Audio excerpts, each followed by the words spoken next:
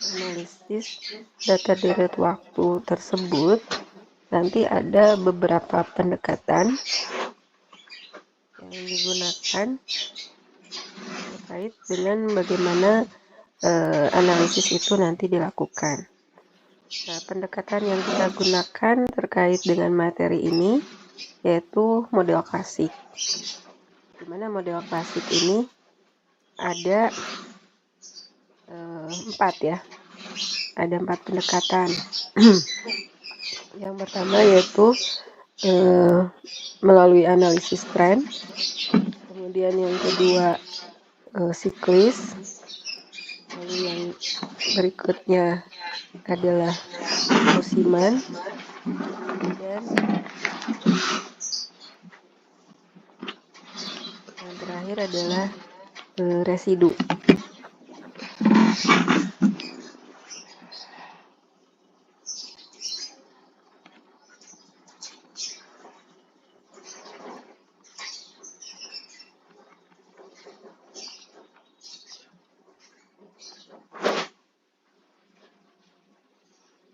Oke, sudah ada?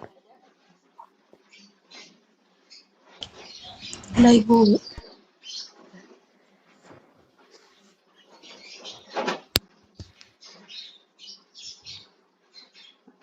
Nah, di dalam materi ini dijelaskan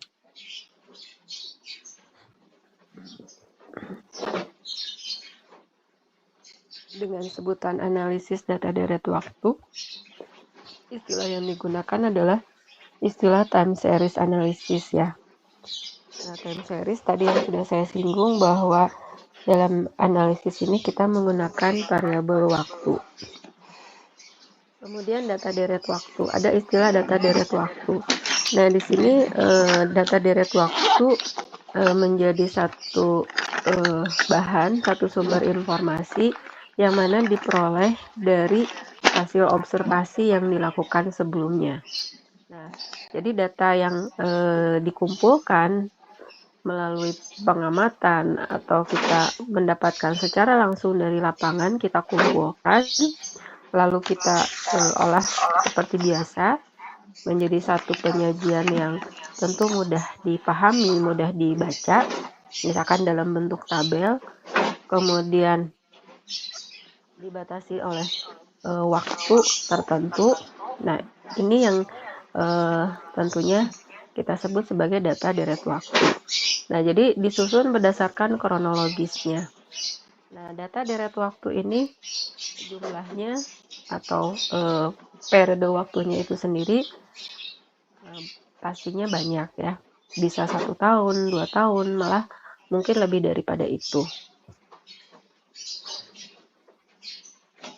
Nah, kemudian terkait dengan data deret waktu, ya kalau nanti kita melihat beberapa contoh atau case-nya dari data tersebut, yang sebelum-sebelumnya sudah pernah kita pelajari, misalkan tentang data penjualan barang, kemudian data tentang ekspor impor, kemudian data tentang profit, tentang kerugian, yang tentunya ini bisa kita lihat bentukannya atau penyajiannya seperti apa. Itu untuk data-data yang kaitannya dengan bidang ekonomi.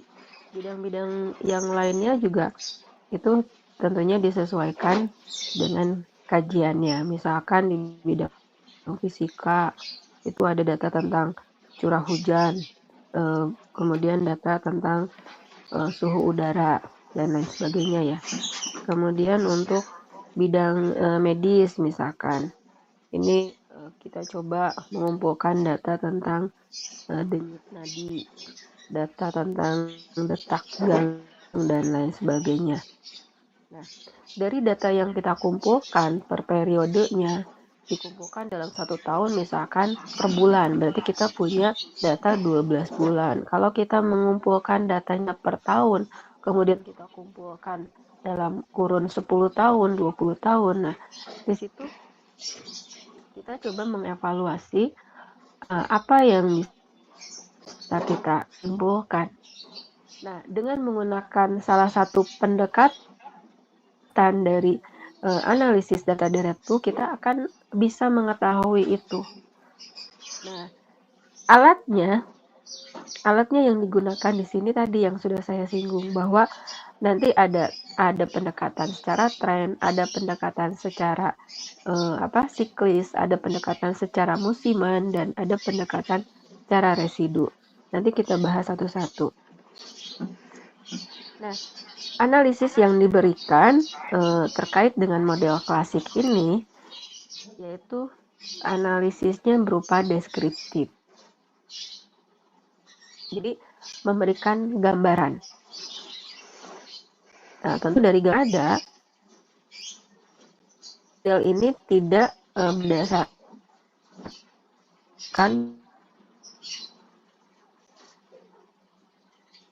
Sampai sini bisa diterima penjelasan saya?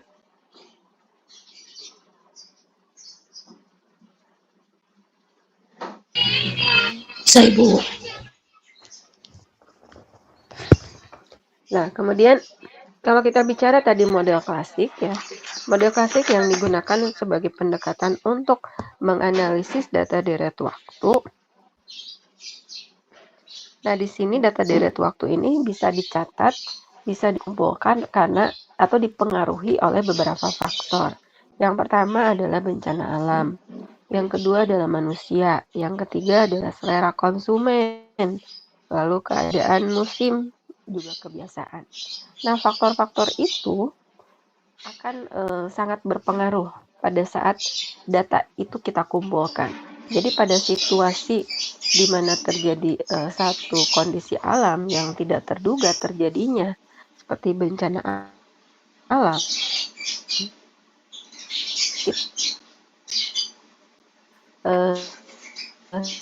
normal.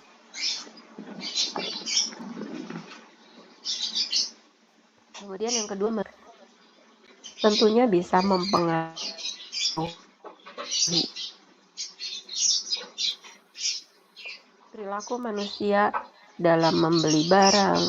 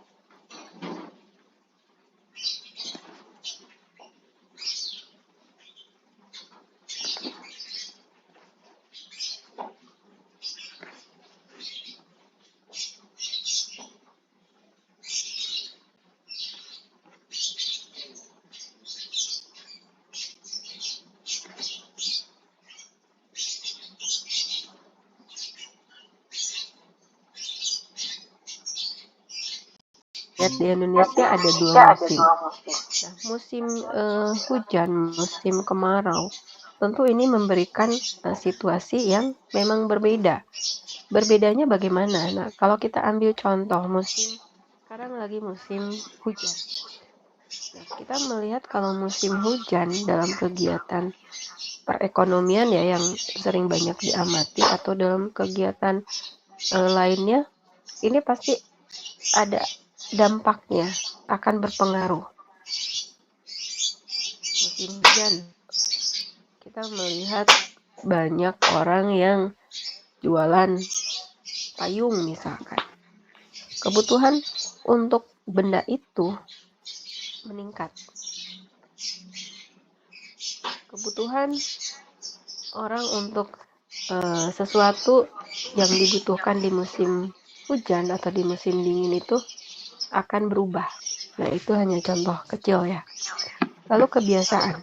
kebiasaan yang dimaksud di sini menjadi satu tradisi, menjadi satu budaya.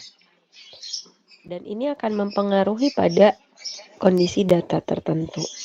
Misal nih, saya mau mendeteksi tentang perilaku manusia terhadap konsumsi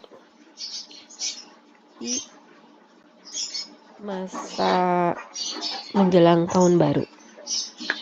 Nah, kalau kalian mengamati momen-momen di mana akhir tahun atau hari-hari besar lainnya, ini kebiasaan yang sesuatu yang sudah sering kita lihat, ini menjadi satu tradisi, menjadi satu kebiasaan.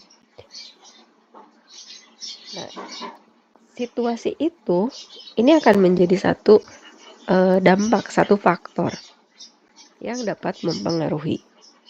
Nah, itu contohnya ya. Perilaku manusia itu jadi berubah.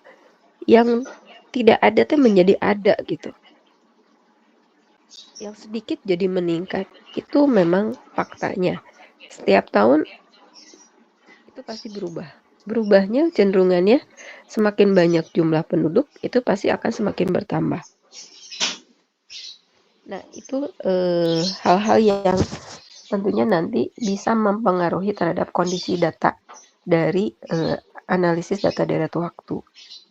Nah, kemudian terkait dengan yang tadi sudah saya singgung sebagai faktor-faktornya, maka dalam model analisis klasik, jika ada hal-hal yang tadi disebutkan sebagai faktor yang mempengaruhi, ini akan terlihat pada pergerakan data yang terjadi. Jadi data itu berubah tuh seperti apa gitu.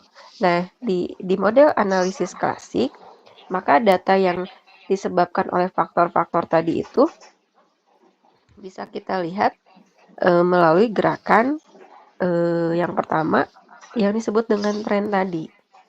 Kemudian yang kedua dengan siklus. Yang ketiga adalah musiman, yang keempat adalah irregular. Nah, kalau yang dimaksud dengan gerak jangka panjang atau tren di sini, perubahan yang terjadi itu secara kontinu, dia punya kecenderungan. Kecenderungannya hampir sama, ada kecenderungan naik dan ada kecenderungan turun. Nah, kecenderungan naik tentu ini menunjukkan adanya perubahan peningkatan.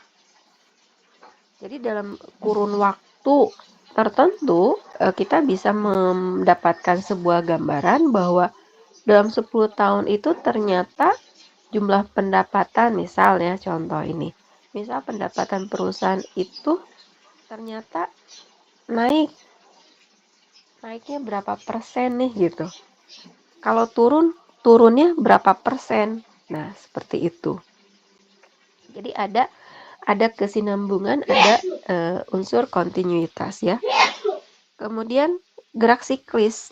Nah, gerak siklis itu dia mengikuti siklus.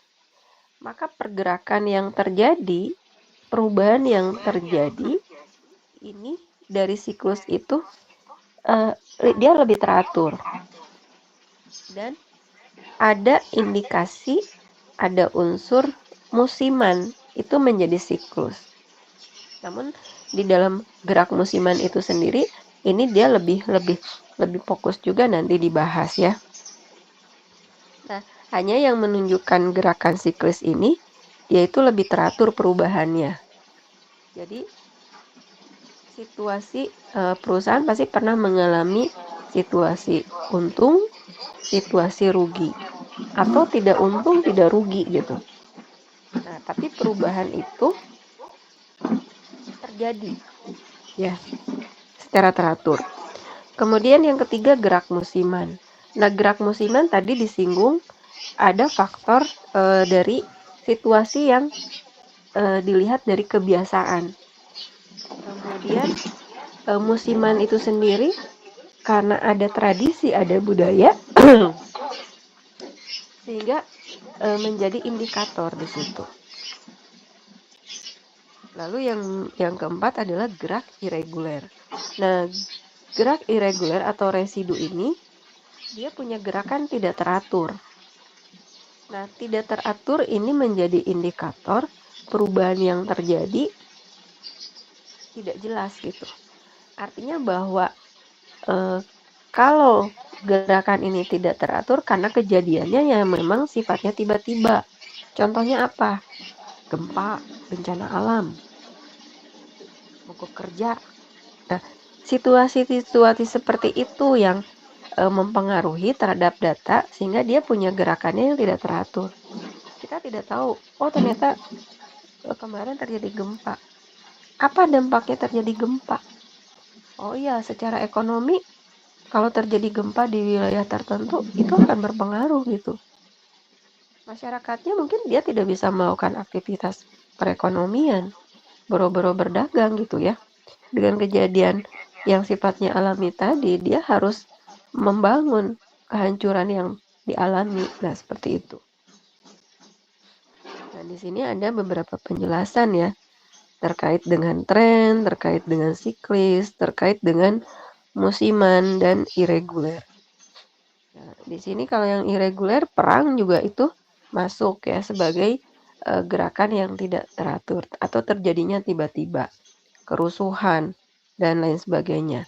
Nah, dari 4 gerakan tadi, tren, kemudian siklis, musiman, dan irregular, ini menjadi satu model terkait dengan model klasik yang nanti digunakan di dalam menganalisis data deret waktu.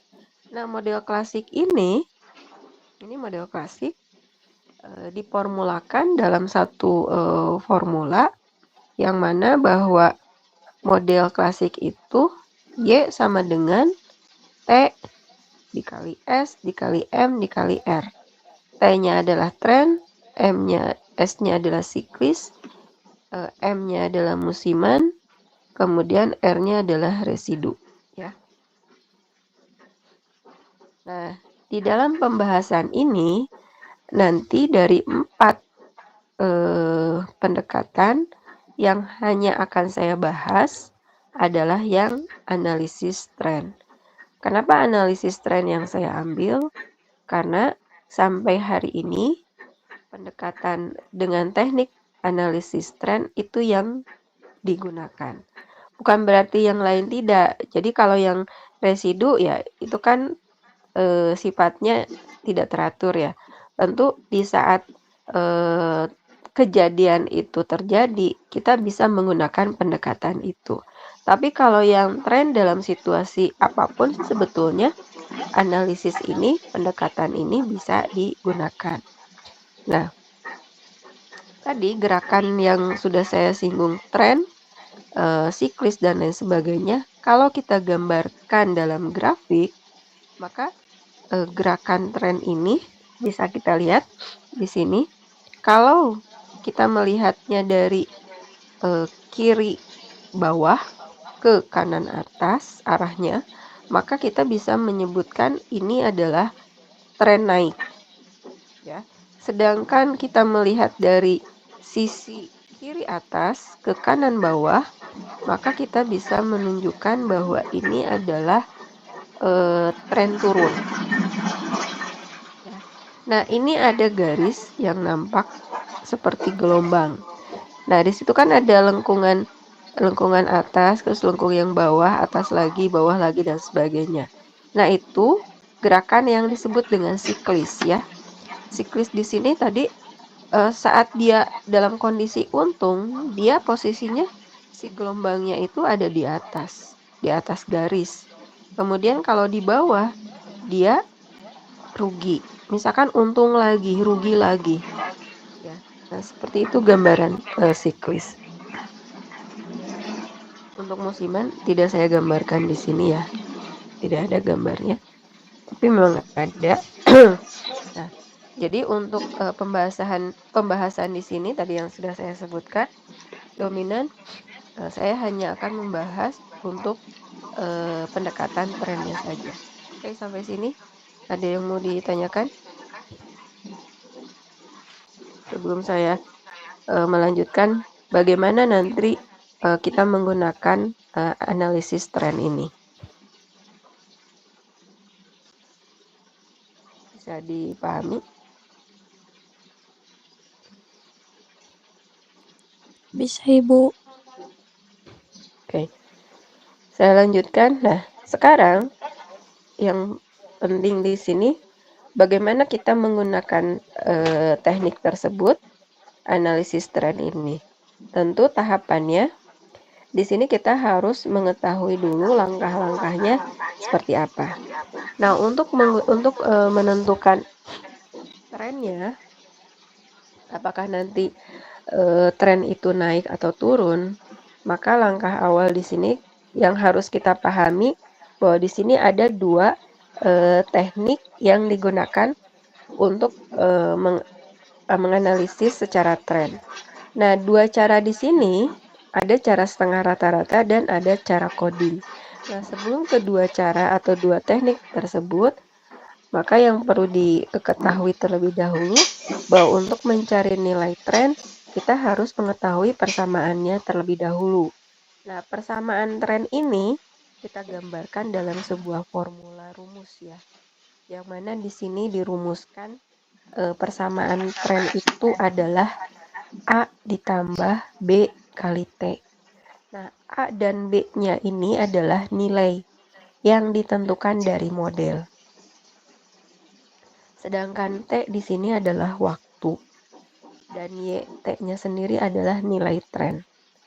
Nah, jadi PR kita sekarang adalah bagaimana menggambarkan trennya itu sendiri dari data yang kita analisis berdasarkan waktu. Nah, dua cara yang tadi saya sebutkan. Cara yang pertama yang disebut dengan setengah rata-rata, cara yang kedua yang disebut dengan coding. Nah, cara setengah rata-rata, nih, kita lihat cara setengah rata-rata dulu ya. Apa yang dilakukan dengan menentukan nilai tren dengan cara setengah rata-rata? Saya langsung ke contoh ya. Nah, di sini ada contoh tentang data penjualan dari tahun 2000 sampai 2007. Perhatikan jumlah tahunnya. Jumlah tahun yang ada di sini 8 tahun. Jumlah tahunnya adalah genap. Ya. Untuk cara setengah rata-rata, kalau kita mendapatkan jumlah tahun yang genap, maka tahun itu harus kita bagi dua. Kita punya dua kelompok. Kelompok yang pertama 4 tahun, yaitu dari tahun 2000 sampai 2003. Kemudian kelompok yang kedua, yaitu dari 2004 sampai 2007. Oke. Nah, setelah itu, tentukan titik tengah tahun atau tahun median dari dua kelompok. Nah, tahun median dari dua kelompok itu, karena masing-masing jumlah tahunnya adalah genap, maka yang paling tengah itu berarti dia ada di dua data ya. Nah, untuk contoh ini, tahun median di kelompok pertama, yaitu 2001 ditambah 2002 dibagi 2. Jadi 2001,5. Tolong dicatat ya. Tahun mediannya di kelompok tahun pertama adalah 2001,5. Sedangkan di kelompok yang kedua, tahun mediannya ada di antara 2005 dan 2006. Maka dijumlahkan dibagi 2. Sehingga 2005,5 itu tahun mediannya. Oke. Langkah yang kedua, setelah kita menentukan tahun median di dua kelompok itu, nah, kita akan mencari nilai setengah total dari kelompok pertama dan kelompok kedua. Jadi tadi kan udah dibagi tuh dua kelompok ya. Nah, jumlahkan kelompok yang pertama totalnya berapa dan jumlahkan kelompok yang kedua totalnya berapa. Nah, di sini saya udah kasih contoh. Ada data penjualan. Penjualan dari tahun 2000 sampai 2003 kita jumlahkan. Totalnya ada 62. Yang kelompok 2 juga sama. Kita jumlahkan, totalnya ada 76. Setelah kita jumlahkan, kita hitung rata-ratanya. Bentar ya.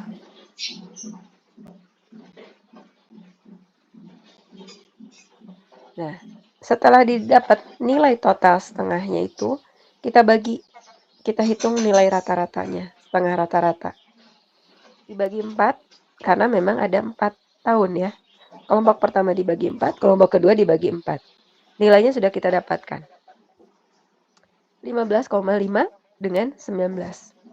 Nah, untuk menentukan nilai tren, maka langkah berikutnya kita harus punya persamaan trennya terlebih dahulu. Baru kita bisa menghitung nilai tren. Jadi berikutnya apa? Menentukan persamaan tren terlebih dahulu. Gimana caranya untuk menentukan persamaan tren di cara yang setengah rata-rata ini? Nah, caranya, tadi persamaan tren itu adalah YT sama dengan A plus BT. Tadi dari hasil tahapan pertama, kita punya 2 pasang titik. Titik yang pertama adalah 2001, yang kelompok pertama ya, 2001,5 dengan 15,5 ya. Nah, di sini saya balik 15,5 sama dengan 2001,5. Dan yang kelompok kedua itu kita dapat data 19 dengan 2005,5. Nah, 2 pasang ini akan saya masukkan ke dalam persamaan trennya. Caranya gimana? Kita lihat.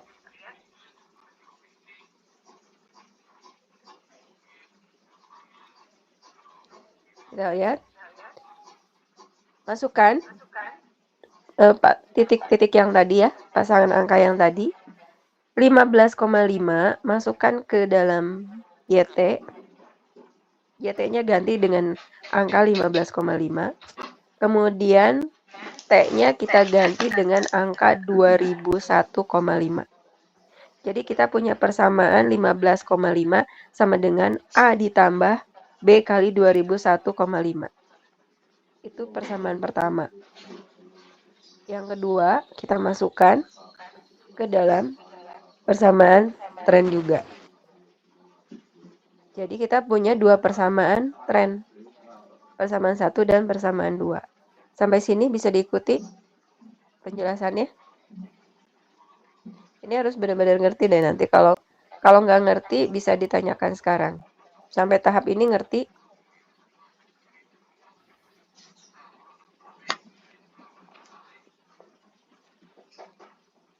Ngerti nggak ini ditanya? Jangan melempem semua.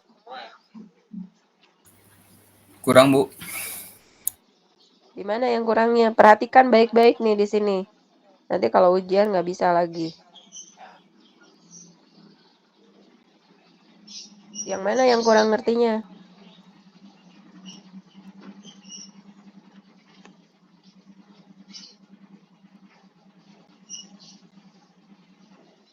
Nggak jelas. Saya lanjutkan ya.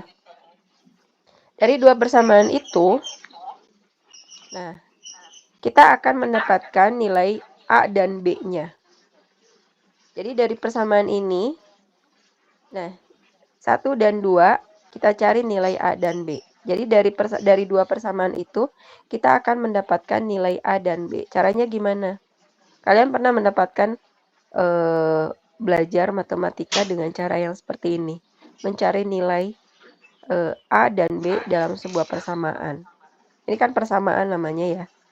Nah, ini kita harus menolkan dulu salah satu nilainya. Makanya ini 2 persamaan ini kita kurangkan. Namanya proses asimilasi. Nah, di sini A dikurangi A adalah 0. 2001,5 B dikurangi 2005, B sama dengan min 4B. Lalu di sini yang sebelah kirinya 15,5 dikurangi 19 sama dengan minus 4,5. Nah, dari perhitungan ini saya pindahkan yang unsur sebelah kanan ke kiri, yang unsur kiri ke sebelah kanan. sehingga negatif. Tapi kalau tidak mau dipindahkan juga sih sebenarnya tidak apa-apa. Nah, dari 4B sama dengan 4,5, kita akan menghasilkan nilai 11,25. Nah, kalau yang bawah ini tidak saya rubah, tapi hasilnya akan tetap sama, 11,25. Artinya kalau negatif dibagi dengan negatif, hasilnya akan positif. Nah, B-nya kita dapatkan dari pembagian 4,5 dibagi 4, sama dengan 11,25. Kalau nilai B-nya sudah kita dapatkan, sudah kita ketahui, nah, langkah yang berikutnya adalah masukkan nilai B itu ke salah satu persamaan tren yang tadi. Nih, kita bisa masukkan ke persamaan 1, kita bisa masukkan ke persamaan 2. Nanti, kalau kita masukkan misalnya ke persamaan 1, hasilnya kita bisa mengetahui berapa nilai A-nya. Nah, di sini misalkan saya masukkan ke persamaan 2. 19 sama dengan A ditambah 2005. Nah, si B-nya ganti dengan angka yang tadi yang sudah kita hitung, yaitu 11,25. Maka hasilnya di sini A sama dengan 19 min 22.561,87. Nah, A-nya di sini adalah, nah 22.000 itu dari mana? Perkalian dari 2005,5 dikali dengan 11,25. Hasilnya, A-nya adalah minus 22.542,87. Maka di sini, nah A-nya sudah kita dapatkan, B-nya sudah kita dapatkan. Maka persamaan trennya berapa? Ya ini nih. Ini yang saya tebalkan. Jadi persamaan trennya adalah YT sama dengan min 22.542,87 ditambah 11,25T. Ini, angka yang minus ini tidak saya bulatkan. Saya biarkan seperti itu adanya. Nah, ini persamaan trennya. Kalau persamaan tren itu sudah diketahui, langkah berikutnya apa? Kita mencari nilai trennya. Gimana caranya mencari nilai tren itu? Nah, berarti T-nya harus punya nilai. Kita kalikan T-nya itu dengan mana nih? Apa yang menjadi T di sini? T-nya itu kita ganti dengan tahunnya. Contoh nih, tadi persamaan trennya yang ini ya. Saya masukkan nilai tren untuk tahun 2000. Nah, si T-nya itu ganti dengan tahunnya yang ada di situ. Jadi kalau kita mencari nilai tren untuk tahun 2000, maka T-nya ganti dengan angka 2000. Kita mau mencari trennya tahun 2007, T-nya ganti dengan tahun 2007. Nah, ini sudah saya hitung nilai tren untuk tahun 2000 sampai dengan tahun 2007. Coba lihat angka yang terjadi. Kira-kira kalau kalian melihat angka ini, apa yang bisa kalian simpulkan? Apa yang terjadi dari 2000 sampai 2007?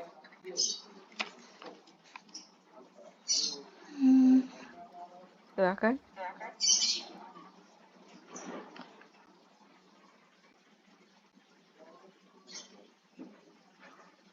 Ada yang bisa menanggapi? Mengalami kenaikan, Bu. Mengalami kenaikan. Nah, jadi di sini kita melihat bahwa dari tahun 2000 sampai 2007 tentang penjualan itu dianalisis secara tren, dia mengalami kenaikan. Kalau mau kita telusuri secara detail, kenaikannya berapa persen? kita bisa melihat perubahan 42 ke 31, 31 ke 20. Ini kan kalau minus semakin kecil tuh dia semakin besar nilainya. 20 ke 9, 9, nah 9 ke 2, 2 ke 13, 13 ke 24, 24 ke 35. Nah ini secara data, kalau kita melihat hasilnya, kita bisa menyimpulkan, memberikan sebuah gambaran. Oh ternyata data penjualan dilihat dari pendekatan trennya, bahwa kecenderungannya nilai penjualan itu naik gitu. Nah, kalau kita gambarkan melalui grafik, melalui pendekatan grafik, maka dia akan tergambar seperti ini. Perhatikan caranya pada saat kita membuat grafik tren. Ini trennya adalah cenderung naik yang tadi saya bilang. Dia membuat grafik tren caranya, ini kan ada dua sumbu nih. Sumbu yang vertikal itu adalah sumbu Y. Dia menggambarkan nilai trennya. Kemudian sumbu X, dia menggambarkan tahunnya. Jadi pada saat kita mau membuat grafik tren, maka kita buat dulu nih sumbu Y-nya itu nilai trennya. Nah, untuk membuat sumbu Y sebagai nilai tren, kalian jangan memasukkan angka yang sebenarnya di sini. Jangan dimasukkan minus 42, minus 3. Jangan. Kalian gunakan dengan pendekatan skala. Ya. Skalanya ini berapa? Ini ada data yang terbesar dengan data yang terkecil. Pernah saya sampaikan di kelas. Misalkan mau skalanya 5, mau skalanya 10. Jadi kalian bikin. Kalau misalkan di sini terkecilnya adalah negatif ya. Berarti di sini ada nilai negatif minus 42. Nah, mau bikin misalkan minus 10, minus 20, minus 30, minus 40, minus 50 misalkan ke bawah.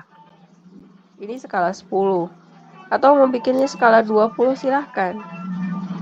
Nah, tapi kita nanti menghasilkan satu gambaran, satu grafik yang sama, yang teratur, yang benar gitu. Nah, itu untuk cara bagaimana kita membuat grafik tren. Nah, titik-titik ini,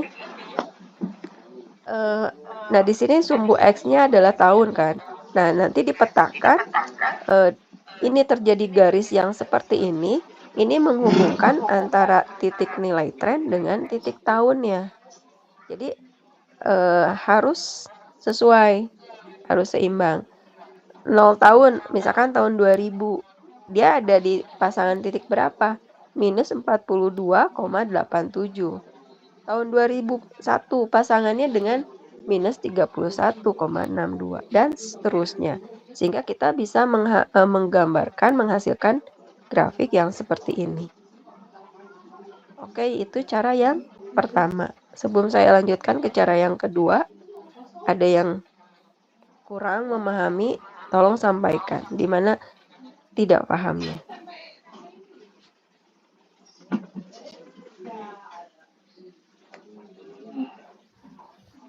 Jadi perhatikan prosesnya, langkah-langkahnya, sehingga bisa melakukan perhitungan ini.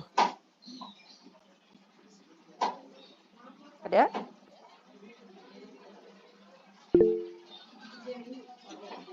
Semua paham?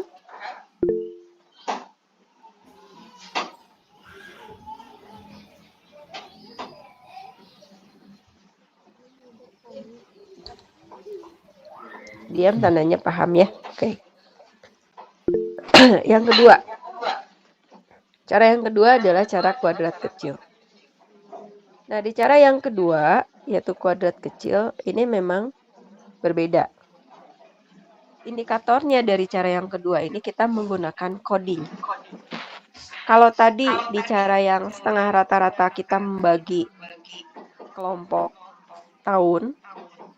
Nah, di cara yang kedua itu tidak. Tapi kalian juga harus memperhatikan jumlah tahunnya. Tahun ganjil dan karena jumlah tahun ini akan membedakan dari penggunaan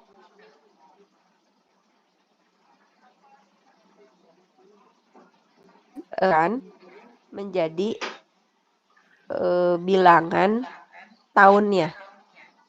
Jadi pengganti tahunnya ya.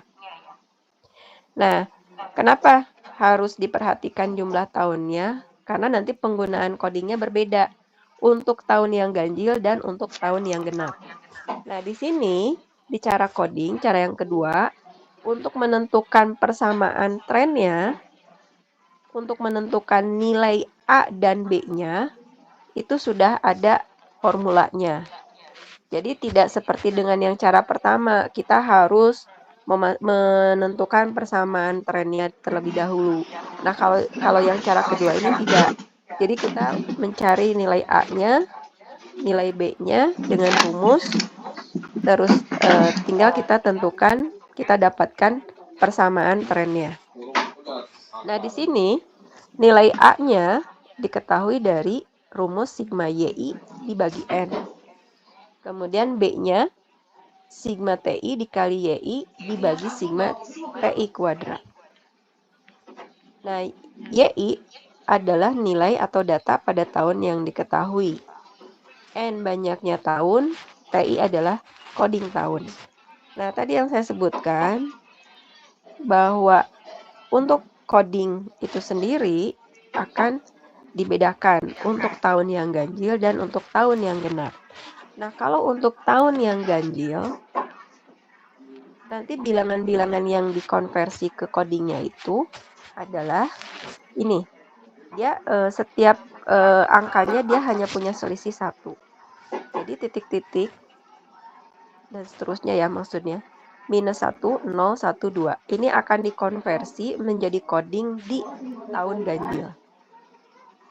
Sedangkan untuk yang tahun genap, coding yang digunakan adalah titik-titik minus min 5, min 3, min 1, 1, 3, dan 5. Dan seterusnya. Jadi tergantung banyaknya tahun itu sendiri. Berapa yang nanti akan dipetakan sebagai coding. Nah, coding yang ganjil dengan genap yang tadi, bilangan tadi ya, itu terkadang ketukar. Karena kita tidak mengingat mana coding untuk tahun ganjil, mana coding untuk tahun genap. Nah, tetapi di sini kita dikasih kemudahan. Tapi kemudahan itu kembali lagi kita mencoba untuk paham atau tidak. Nah, jadi untuk memudahkan pemberian coding, di sini kita dikasih clue-nya. Nah, maka tentukan terlebih dahulu nih untuk biar bisa menentukan codingnya, tentukan tahun mediannya. Nah, tahun median itu tadi sudah saya sebutkan, kalau tahunnya ganjil, maka yang paling tengah itu dia tahun mediannya. Tapi kalau tahunnya genap, maka 2 tahun yang paling tengah itu menjadi tahun mediannya. Jadi di antara 2 tahun yang paling tengah, itu adalah tahun mediannya. Seperti itu. Jadi di sini, kalau untuk tahun ganjil, si coding itu bisa diketahui dari selisih TI dikurangi TM. Kemudian kalau tahunnya genap, maka codingnya bisa diketahui dari perkalian 2 kali TI min TM itu. Nah, contohnya ya sekarang ya. Di sini ada data penjualan.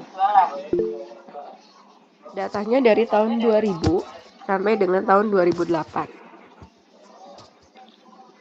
Nah, tahun 2000 untuk melaksanakan cara yang kedua, biar pekerjaan ini lebih mudah, lebih sistematis, kalian bikin dalam tabel, dipetakan di tabel ya, biar gampang.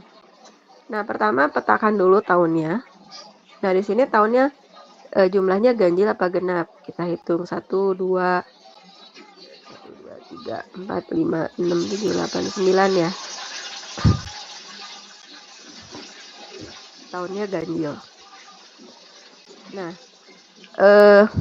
tadi lihat kolom di sini ada kolom tahun, ada kolom coding, TI, kemudian ada kolom YI, ada kolom TI dikali YI, ada kolom TI kuadrat, dan ada kolom nilai tren. Nah, ini untuk memudahkan pekerjaan Anda sebetulnya. Jadi kalau dipetakan seperti ini, kita enak nanti menentukan codingnya. Oh, ini tahunnya ganjil. Berarti tentukan tahun median yang paling tengah di sini berapa? 2004. Nah, 0, min 1, min 2, ikuti. Jadi dihitungnya dari titik 0 nih. Kalau untuk tahun ganjil. Kemudian petakan data penjualnya, lalu jumlahkan secara total berapa. Lalu yang berikutnya kita menghitung perkalian TI dengan YI. Lalu jumlahkan hasilnya berapa. Lalu kemudian TI kuadrat juga ini sama. Nah, kalau ini sudah kita dapatkan, kan kita sebelum menentukan nilai tren, kita harus mencari persamaan trennya. Nah, dari data yang ini sampai TI kuadrat, kita bisa memasukkan menghitung nilai A ke dalam rumus yang tadi sudah ditentukan. Untuk menghitung nilai A, sigma YI dibagi N, maka di sini hasilnya adalah 115,44. Untuk B, misalkan di rumusnya sigma TI YI dibagi dengan sigma TI kuadrat. Hasilnya 8,78. Jadi dari A dan B yang sudah dihitung tadi, untuk cara yang kedua kita mendapatkan persamaan trennya adalah 115,44 ditambah 8,78 T. Nah, ini persamaan tren dengan cara yang kedua. Gimana untuk menentukan nilai trennya?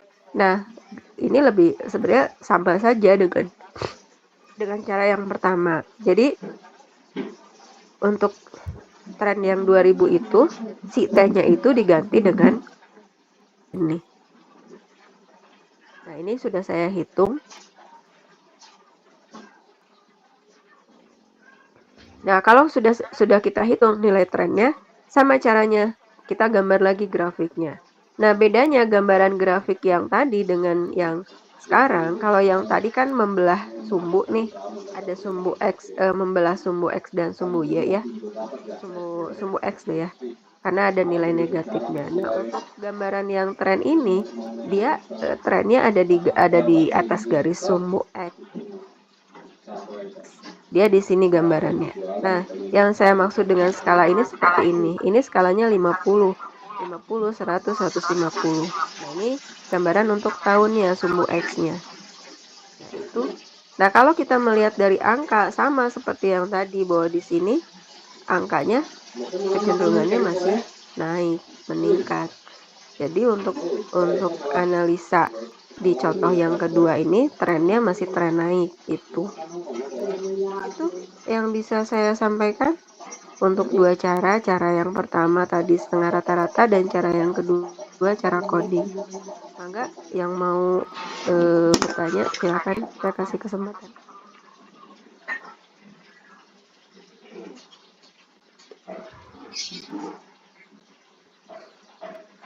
Ada yang mau tanyakan?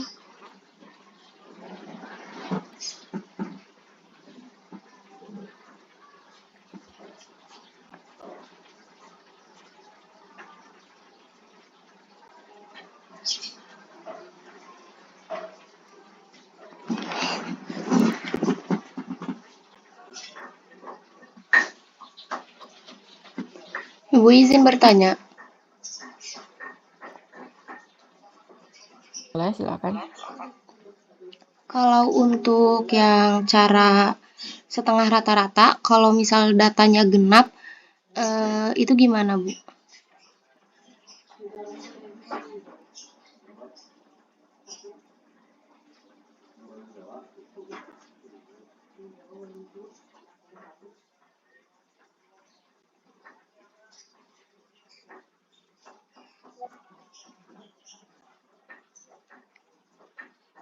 Maksudnya datanya ganjil, Ibu.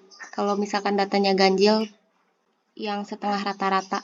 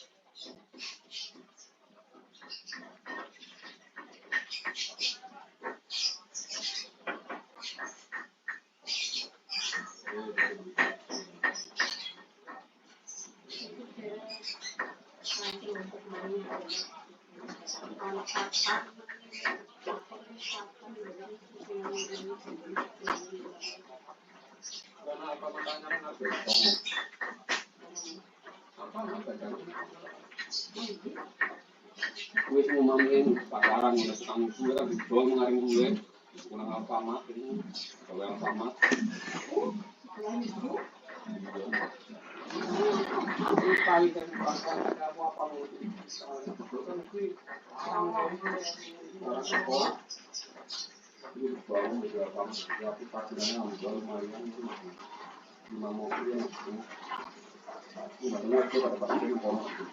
Kapan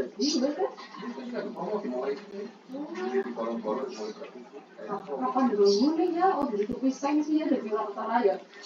Kan dulu beli pisang yang aku. Ternyata bermanfaat. Ya, kita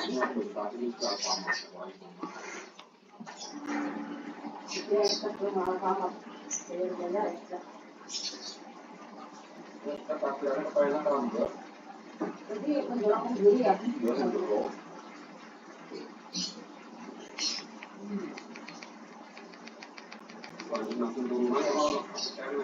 Ada lagi pertanyaan? Hanya ada satu itu.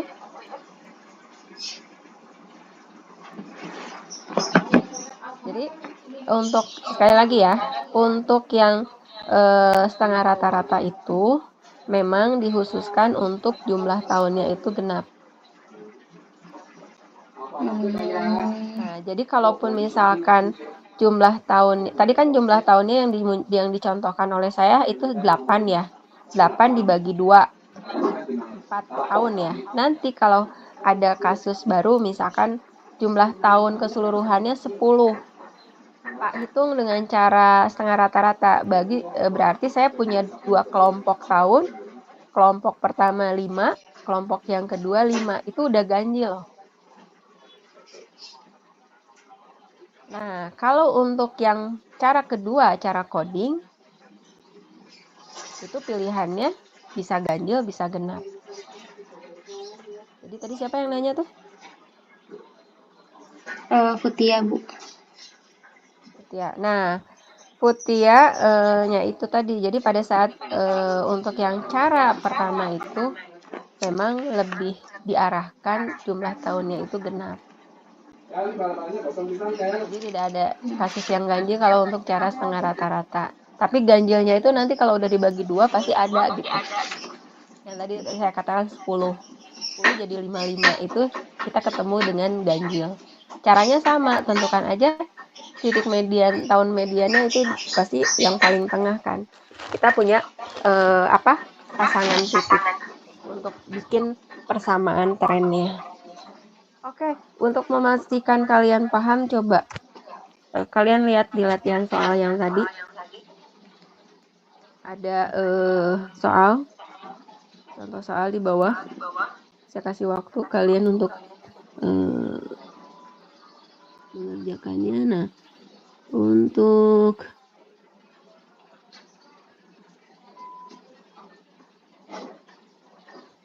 ini kan ada 6 ya. Ada 6 tahun. Nah, kalau kita menggunakan cara setengah rata-rata dengan cara coding, berarti kelompok yang pertama nih, kalau cara pertama nih ya, kalian udah lihat soalnya?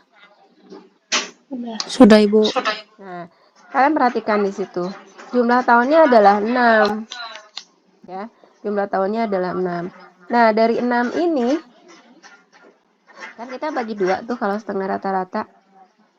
Berarti kelompok pertama ada 3 tahun, kelompok yang kedua ada 3 tahun. Itu clue-nya ya. Titik tengahnya mana tahun mediannya? Berarti tahun 1965. Itu kelompok yang pertama. Kelompok yang kedua, tahun mediannya adalah 1968.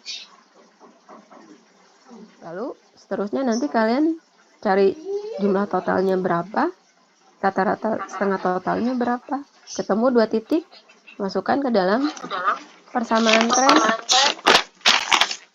untuk mencari nilai A dan B. Ya.